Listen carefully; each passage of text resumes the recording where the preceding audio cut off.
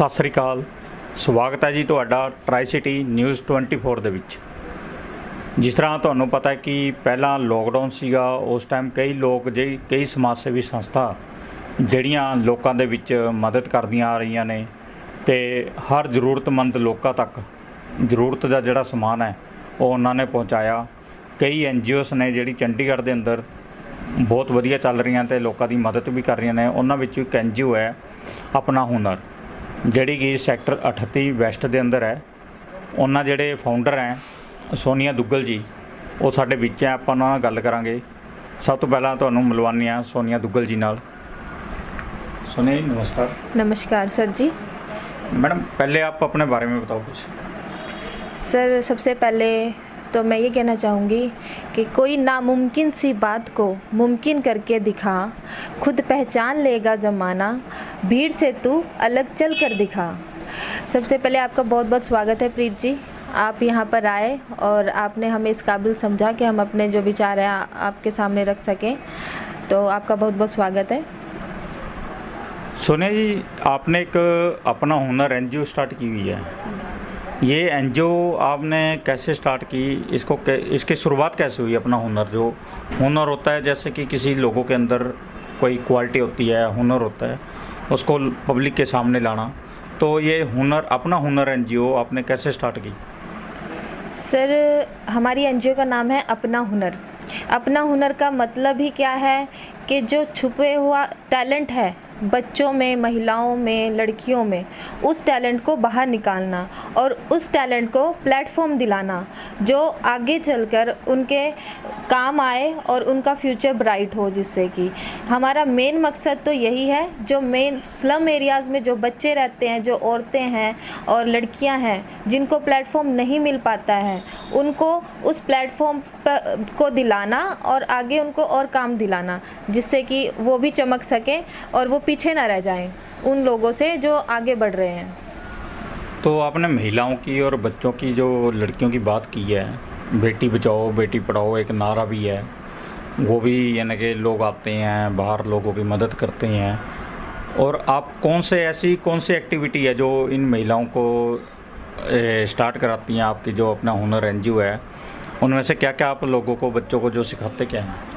Sir सबसे पहले तो हमारी NGO में जो हमने शुरुआत की, तो उसके अंदर हम सिलाई, जो महिलाओं के लिए सिलाई का काम, जिससे वो आत्मनिर्भर बने, और दूसरा ब्यूटी पार्लर का, ब्यूटिशियन का, जिसमें उसमें भी जो महिलाएं हैं या लड़कियां हैं, आजकल की जनरेशन जिस तरह से चल रही है, तो ब्यूटी का कोर्स उनके लिए बहुत इम्पोर्टेंट है और उसी की डिमांड भी ज़्यादा है। तो उसी को चलते हुए, देखते हुए हमने ये सोचा था कि महिलाओं को ज़्यादा से ज़्यादा फैशन की ओर ले जाया जाए, ताकि उनको इस लाइन में ज़्यादा से ज़्यादा काम मिल सके।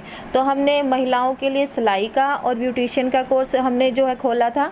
तो दूसरा हमने क्या किया था कि जो सेल्फ डिफेंस का, आत्मनिर्भर बनाने का, उनको अपनी रक्षा कैसे करनी है, उसके लिए भी हमने उनको कई कोर्स कराए हैं, ट्रेनिंग दिलाई है।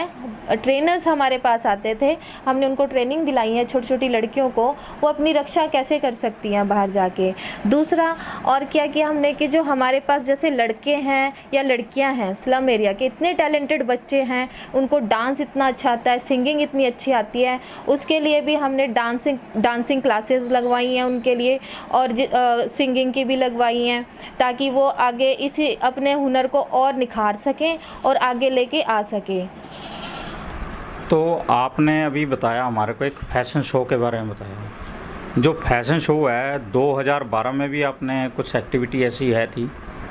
हाँ जी सर, जैसे कि एक मेरी हॉबी रही है, ये एक फ़ैशन शो मैंने 2019 में मिसेस नॉर्थ इंडिया 2019 और मिस सुपर मॉडल 2019 का खिताब मैं जीत चुकी हूँ, जिसमें ये एक मेरी शुरू से हॉबी रही है। और इसी को चलते हुए, देखते हुए मुझे लगता है कि और लड़कियाँ भी निकल के आएँ और अपने हुनर को निखारें, आगे आएँ, अपने आप को प्रेजेंट करें, और अपना जो हुनर है, टैलेंट है, डांस है, सिंगिंग है, कुछ भी अगर वो है उनमें, तो वो निकालें, बाहर आएँ और काम करें, वो भी अपने आप को आगे प्रेजेंट करें लोगों के सामने, दुनिया के सामने वो भी दिखें आके।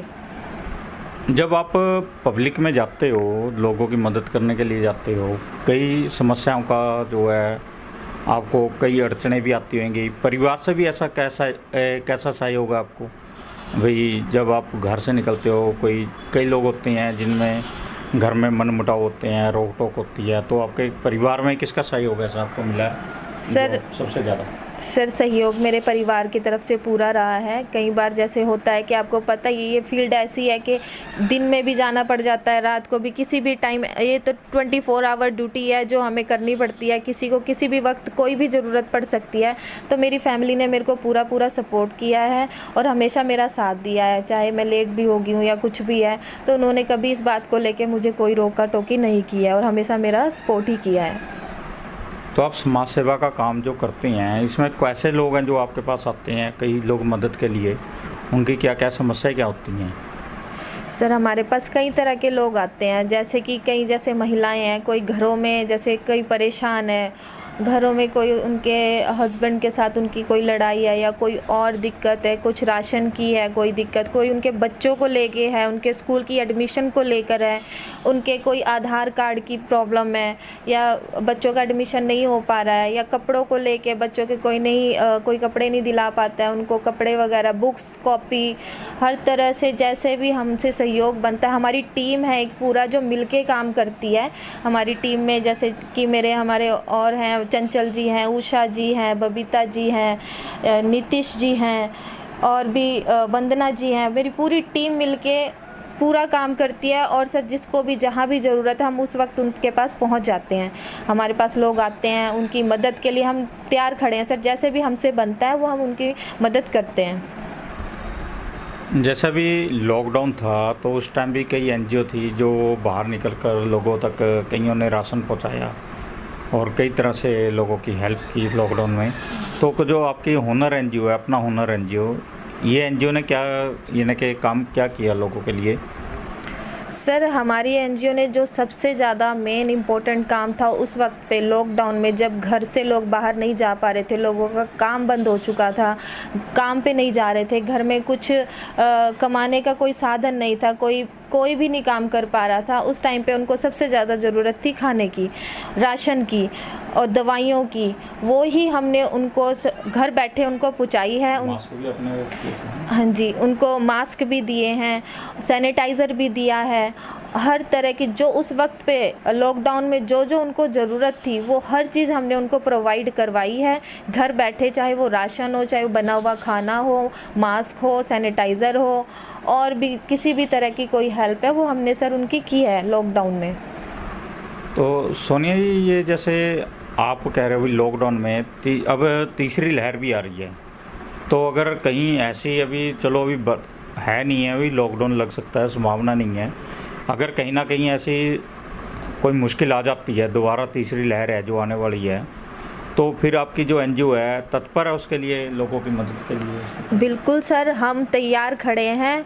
जैसे सेना डट के खड़ी हुई है आने वाले किसी हमले से, तैयार खड़ी है पहले, ऐसे ही हम भी खड़े हैं, तैयार खड़े हैं। जैसे अगर भगवान ना करे कोई भी ऐसी मुसीबत आती है, लॉकडाउन फिर से लग जाता है, तो हम उसके लिए हमेशा तैयार खड़े हैं। जितनी लहर में आप यानी कि लोगों की मदद करने के लिए तैयार हो? बिल्कुल सर, हम तैयार खड़े हैं। उनको जितनी हमारी तरफ से मदद हो पाएगी हम उनके लिए करेंगे। और एक उनके लिए मैसेज यही है, ताकि ये चीज़ ना आए दोबारा तीसरी लहर, उसके लिए एक तो वैक्सीन वो ज़रूर लगवाएं, दूसरा वो अपने आप को सेफ़ रखें, सैनिटाइज़र यूज़ करें, मास्क यूज़ करें, बाहर जाते हुए भीड़ भाड़ से बचें, अपने आप को सेफ़ रखें। जितना सेफ़ रखेंगे उतना ही हम उस तीसरी लहर से बच पाएंगे और ख़तरा भी कम होगा। अपने बच्चों को सेफ़ रखें, घरों में रखें, साफ़ सुथरा रखें।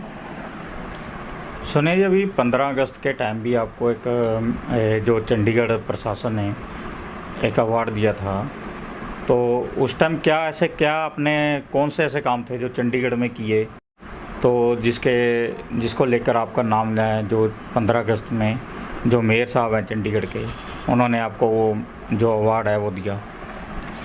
सर वैसे तो हमारे शहर में कई ऐसी एनजीओज़ हैं जो ये सब काम कर रही हैं, हर तरह से लोगों की मदद कर रही हैं, राशन भी देती हैं, सब मास्क भी देती हैं, हर तरह से मदद कर रही हैं।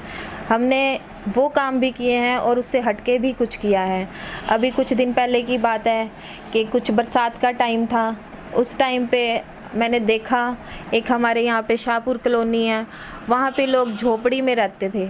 वो झोपड़ी में मैंने देखा कि बारिश में ऐसे वो फटी हुई थी तरपाल जो उन्होंने पाई हुई थी, झोपड़ी बना के रह रहे थे, तरपालें उनकी जो फटी हुई थी और अंदर छोटे छोटे बच्चे बैठे हुए थे, औरतें थी, वो भीग रहे थे। तो मेरे को लगा कि शायद मैं इनके लिए कुछ कर पाऊँ, तो हमने, मेरी टीम ने पूरी ने मिल के हमने उनके लिए तरपाल अरेंज किया, तरपालों का, उनकी छतें जो हैं वो बनवाई, उनके घरों पे हमने तरपालें डलवाई, जिससे वो आने वाली बरसात में अपने आप को बचा सकें, बारिश से बच सकें। और एक आपने पीछे कुछ वीडियो भी आपकी बनी थी ये सफाई अभियान को लेकर, तो उसमें किन किन का सहयोग रहा उस जो आपने वो काम किया? सर, इसमें जो हमने सफाई अभियान का भी, हमारी एनजीओ जो है काम करती है, हमेशा तत्पर रहती है। जहाँ भी हमें ऐसा लगता है, जिस भी एरिया में कहीं गंदगी है, कहीं और दिक्कत है, तो हम वहाँ पे पहुँच जाते हैं। इसमें साथ में ही हमारी एक एनजीओ है पब्लिक वेलफेयर सोसाइटी के नाम से, उन्होंने भी एक हमारी मदद की है। इसमें हमने एक सफाई अभियान चलाया, 2-3 जगह पे हमने सफाई करवाई। प्रशासन ने हमारी बहुत मदद की है।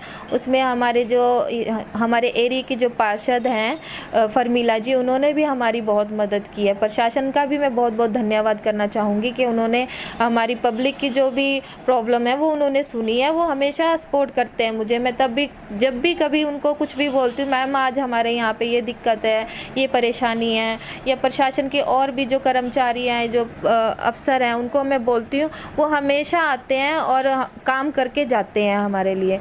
तो यही सब हमने जो काम किया है, इसी को चलते देखते हुए हमारे शहर के जो मेयर जी हैं रविकांत शर्मा जी, उन्होंने 15 अगस्त पे हमें सम्मानित किया अवार्ड से, और उनका भी मैं बहुत बहुत धन्यवाद करना चाहूँगी कि उन्होंने हमें इस काबिल समझा।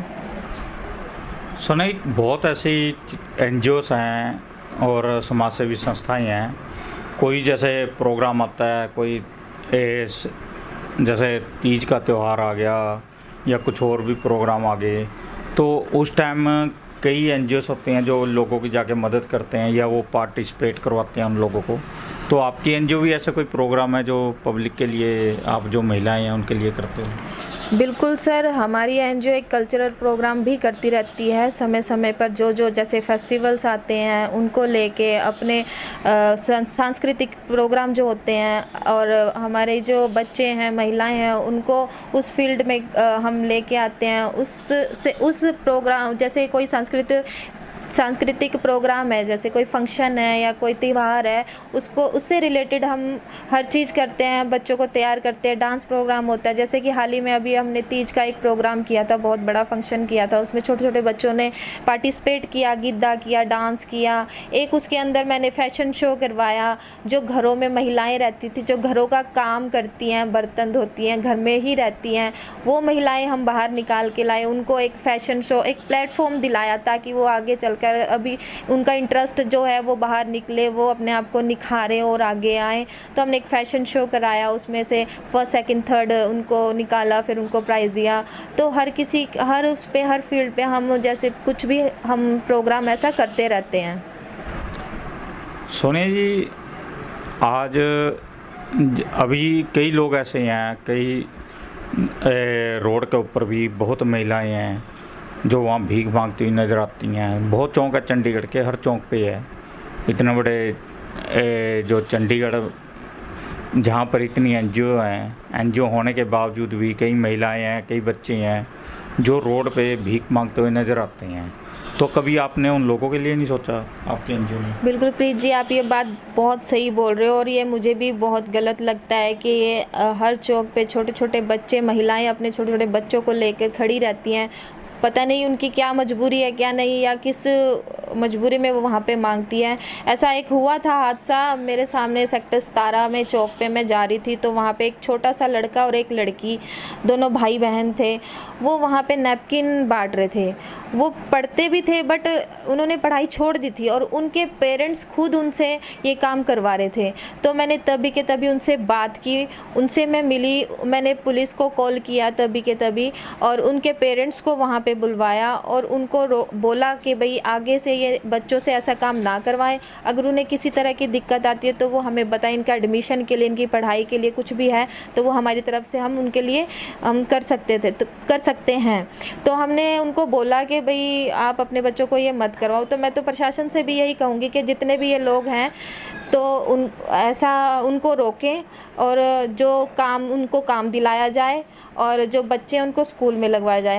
हमारी भी पूरी कोशिश यही रहती है कि हम उनको कहीं काम दिलाएं या उनको स्कूल में डालें, और हमने ऐसा किया भी है सर। तो अब जैसे अब कोई मैसेज ऐसा है जो पब्लिक के लिए जो आपसे संपर्क करना चाहते हैं या आपकी कोई हेल्प लेना चाहते हैं, तो वो आपको कैसे, आपके संपर्क में कैसे आ सकते हैं वो लोग?